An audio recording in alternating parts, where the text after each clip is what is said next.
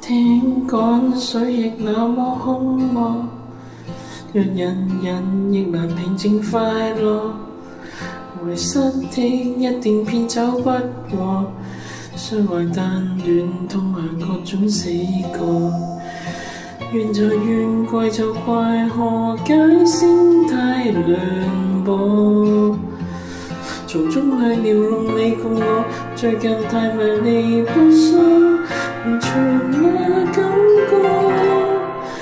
我祈求一個夢卻沒有發生，我祈求一次度假勝地卻落塵，餘生根基全變暗，出太陽熱過黑夜，積極像我仍十分傷感。我祈求一個伴侶，那伴侶太狠，我祈求一次後面，將愛卻變真。若水星最後退行，我今世要怎解困？明明率先放棄，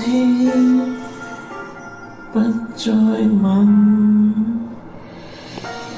我問你，我是什麼星座啊？巨蟹座。那你為什麼在看水瓶座？隨便看看啊。那快一點換衣服吧，我們出去吃飯咯。假使星座已這麼說，別逃亡半途懲罰跟住，如果天真是有心毀滅，一早計好也好，當有各種波折，你定會這樣說來解釋你為何離別。如果我還是5、6歲，我定繼續會像人過街知。我祈求一個夜晚卻沒有發生，我祈求一次度假勝地卻落塵，餘生根基全變暗，最太陽熱過黑暗，積極像我仍十分傷感。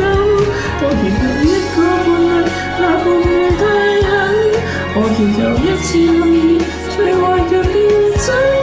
若水星都後再行，我今世要怎解困？我到老怎麼要靠事實來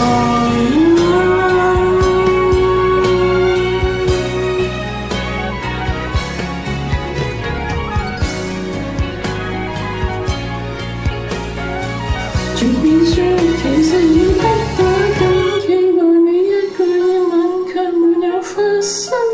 我祈求一次度假勝地卻落塵，如雨聲根基全變暗，黑暗全是你牽引，星座什麼其實假得很。我祈求一個伴侶，那伴侶太狠，我祈求一次後面。